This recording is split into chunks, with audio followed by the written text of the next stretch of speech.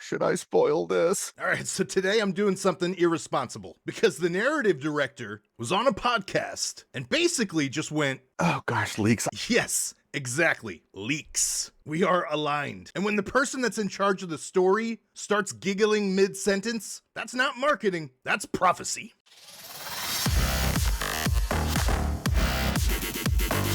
Now here's the one-sentence truth. Godforge isn't telling just one story. It's forging a whole myth machine. Sagas for your Scion's campaign. Tales for the God's secret wars. Rules for how the Primals can act. And a reveal about the Sentinel that changes everything. If trailers have felt confusing, it's because you've been trying to watch the whole universe through one keyhole. I'm about to hand you the full map. So let's use the cleanest analogy possible. Because it's so perfect, he basically said it for us. Sagas are the Avengers movies. Tales are the Disney Plus Marvel shows. That's it. That's the whole system. If you understand that, you stop asking, wait, did I miss something? And instead you start going, oh, wrong lane. So now he gets specific. This isn't just cutscenes versus lore. It's a delivery system. Listen to the wording. Cutscenes and some of those images you've seen, we are calling those cutscenes, which are directly related to the Scion, the story of the Scion,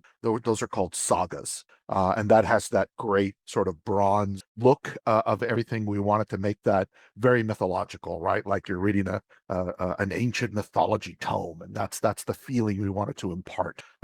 With tales, that's much more approachable. That's stories that people tell each other, in a great hall or around a campfire. They are more the stories of the gods themselves, the heroes, the monsters, the creatures. They are stories about the characters in the world, the heroes that you will be collecting to sort of build interest, create interest in those characters, develop the IP, start to reveal a little bit about the history.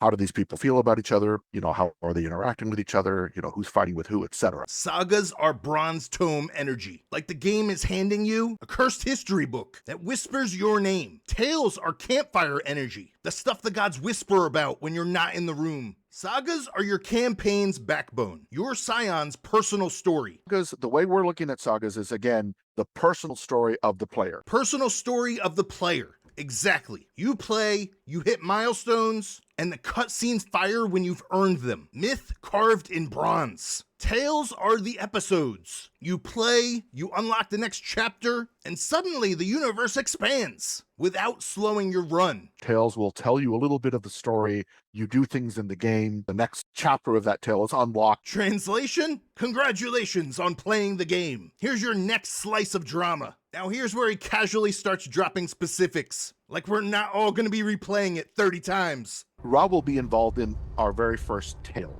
As we can see from what I call the announced trailer, Ra is entering into what seems to be Asgard. He's attacking. Brynhild is fighting him very determinedly. So that will be addressed in the very first tales that we tell.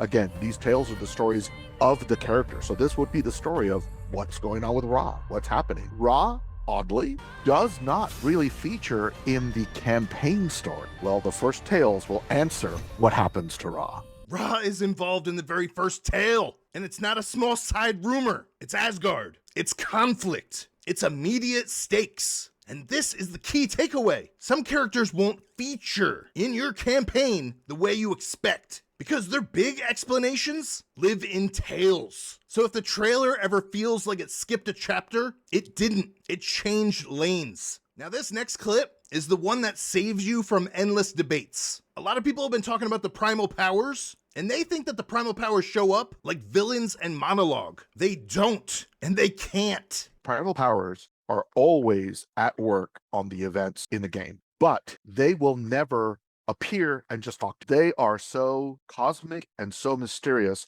They always work through another character. So Chaos may speak through a character, but Chaos themselves will not manifest and ever talk to you. Neither will Destiny, neither will Order. If they suddenly, in a cutscene, they straighten, their eyes start glowing, and their voice deepens, they are channeling something much, much more powerful. Suddenly he stiffens, and his voice deepens, and he says, "Pay heed to my words now. You're like, oh, that's not Hercules. So if somebody suddenly stands up straight, eyes glowing, voice dropping like a bass-boosted subwoofer, that's not character development. That's channeling. And now, the big reveal that changes the whole universe. The Sentinel. He describes it like a watcher, someone chosen to witness and chronicle what happens. The Sentinel was chosen to almost be like non-god hero version of the Watcher from the Marvel Universe. They're like the chronicler. They witness the events that are going on and they write it down. The scribes of destiny that are writing all this stuff down, observing everything that goes on.